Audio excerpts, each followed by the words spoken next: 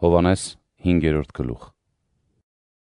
Դրանից հետո հրեաների տոնն էր, և Հիսուսը Երուսաղեմ գնաց։ Եվ Երուսաղեմում ոչխարների ավազանի Պրոբատիկեի մուտքի մոտ մի տեղ կար, որ եբրայերեն անվանվում էր Բեթհեսդա, որ 5 սրահ ուներ։ Դրա մեջ պառկած էր հիվանդների, կույրերի, կաղերի և գոսացածների մի մեծ բազմություն, որ սպասում էին ջրերի խառնվելուն։ Տիրոջ հրեշտակը ժամանակ առ ժամանակ իջնում էր ավազանն ու ջրերը խառնում։ Ով ջրերի խառնվելու ժամանակ առաջինն էր իջնում, բժշկվում էր, հիվանդությունից նշան անգամ չպահելով։ Այնտեղ կար մի մարդ, որ 38 տարուց ի վեր հիվանդ էր։ Երբ Հիսուսը տեսավ, որ նա պառկած ընկած է, և իմացավ, որ դա երկար ժամանակ է, նրան ասաց. «Կամենում ես առողջանալ»։ Հիվանդը պատասխանեց նրան. «Տեր, ոչ ոք չունեմ, որ երբ ջրերը խառնվեն, ինձ ավազանի մեջ իջեցնի, և մինչ ես դանդաղում եմ, մեկ ուրիշն ինձնից ավելի առաջ է իջնում»։ Հիսուսը նրան ասաց. «Վեր կաց, վերցրու քո մահիճը և գնա»։ Եվ մարդն առողջացավ, վեր կացավ, վերցրեց իր մահիճը և ման էր գալիս։ Օրը շաբաթ էր։ Հրեաները բժշկված մարդուն ասացին. «Օրը շաբաթ է,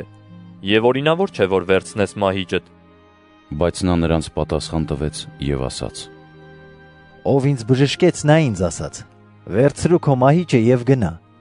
Նրան հարցրին ու ասացին. «Ո՞վ է այդ մարդը, որ քեզ ասաց. վերցրու մահիճդ և շրջիր»։ Բժշկվածը չգիտեր, թե ով է նա, որովհետև Հիսուսն ամբոխի պատճառով հեռացել էր այդտեղից։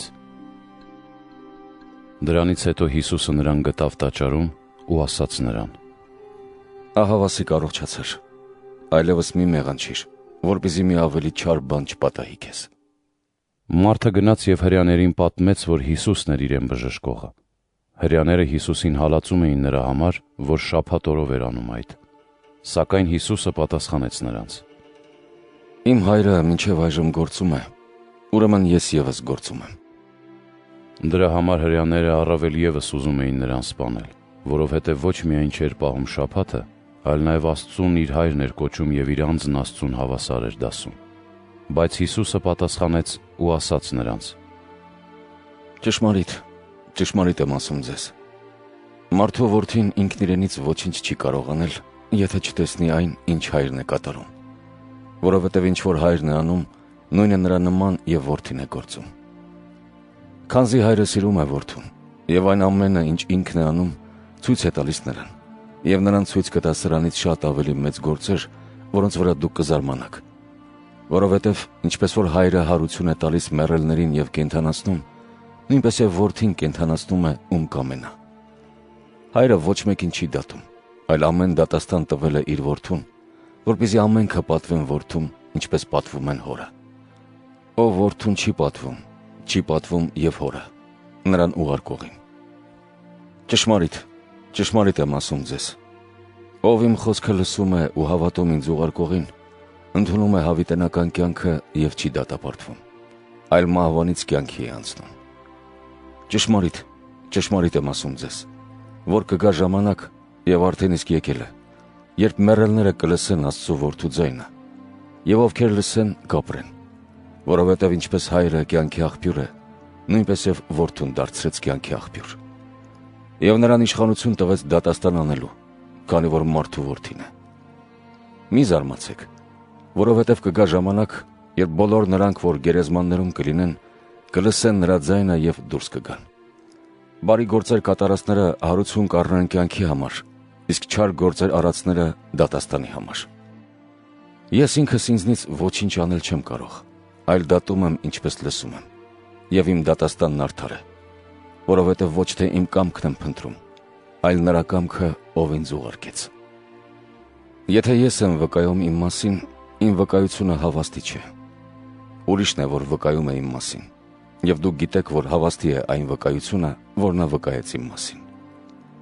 Հովհաննեսի մոտ դուք մարդ ուղարկեցիք, և նա վկայեց ճշմարտությունը։ Բայց ես կարիք չունեմ մարդկանցից վկայություն առնելու, այլ այս ասում եմ, որ դուք փրկվեք։ Նա էր ճրագը, որ վառված էր և լույս էր տալիս, և դուք կամեցաք միառժամանակ ցնծալ նրա լույսով։ Բայց ես ավելի մեծ վկայություն ունեմ, քան Հովհաննեսինն է։ Այն գործերը, որոնք հայրն ինձ տվեց, որ իրականացնեմ, Այդ նույն գործերն իսկ որ անում եմ, վկայում են իմ մասին, որ Հայրն է ուղարկել ինձ։ Եվ Հայրը, որ ինձ ուղարկեց, նա է վկայել իմ մասին։ Դուք ոչ նրա ձայնն եք երբևէ լսել, եւ ոչ էլ նրա երեսն եք տեսել։ Եվ ոչ էլ նրա խոսքն ունեք ձեր մեջ բնակված, որովհետև ում նա ուղարկեց, դուք նրան չեք հավատում։ Քննեք Սուրբ Գիրքը, քանի որ կարծում եք, թե նրանով հավիտենական կյանք կունենաք։ Բայց դա էլ, որով կարծում եք, թե հավիտենական կյանք կունենաք, վկայում է իմ մասին։ Եվ դուք չեք կամենում դեպի ինձ գալ, որպեսզի կյանք ունենաք։ Ես մարդկանցից փառք չեմ ընդունում, բայց գիտեմ ձեզ, որ Աստծու սերը ձեր մեջ չունեք։ Ես եկա իմ Հոր անունով, եւ ինձ չեք ընդունում։ Իսկ եթե ուրիշ մեկը գա իր անունով, նրան կընդունեք։ Դուք ինչպես կարող եք հավատալ, քանի որ իրարից եք փառք ընդունում եւ չեք փնտրում այն փառքը, որ միակ Աստծուց է։ Մի կարծեք, թե ես Հոր մոտ ձեզ պիտի ամբաստանեմ։ Կամ մեկը, որ իբրև ամբաստանող կկանգնի ձեր դեմ, Մովսեսը, որի վրա դուք հույս եք դրել։ Քանզի եթե դուք հավատայիք Մովսեսին, կհավատայիք նաև ինձ, քանի որ նա հենց իմ մասին է գրել։ Իսկ եթե նրա գրածներին չեք հավատում, իմ խոսքերին ինչպես պիտի հավատաք։